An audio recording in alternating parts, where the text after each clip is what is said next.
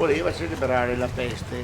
Allora, che buon parlare, dopo lui ha unito il simbolo della peste, che sia Pantegana, vabbè, ecco, con questa meravigliosa donna che l'ha servita nuda su un vassoio a cena con tutte queste pantegane.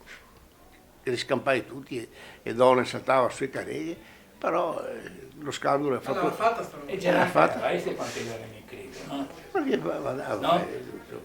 Non gli dava un fiantino di... ma le che aveva in una cheba. Anche Ma in forma molto privata. Ma fa parte dell'immaginario. Vabbè, se ti va il saldo fuori lo portiamo adesso. Quella è Saria, quel quadro si chiama Bed and Breakfast e come viene venduta la città oggi. Prima ti c'eri in ordine?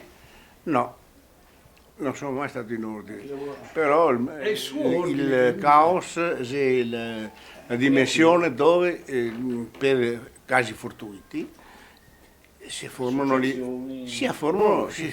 idee, perché tante immagini, che ogni immagine, tocchi da carta, eccetera, nascono con una destinazione ben precisa, perché ci sono pezzi di giornale, di rivista. Però nel caos si incontrano i incontri impossibili, cioè gli incontri che non ci sarebbero nella realtà avvengono nel caos. Io creo di proposito il caos perché giusto veda che un giorno qualche buona idea mi viene fuori e difatti funziona. Un giorno. Questo cavallo, diciamo, quando ti sei lanciato nell'impresa del cavallo? Figurate, decadi or sono, tante. Ecco, qua, questo qui è il modello medio perché sono arrivato a far più grande passando a tutti quanti gli stadi, attraverso gli stadi un po' alla volta, capisci? Questo qui è lo stadio medio. E qui c'è il respiro dell'Adriatico, del mare,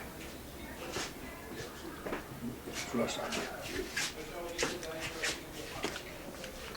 Nonché un'anatomia dinamica fantastica.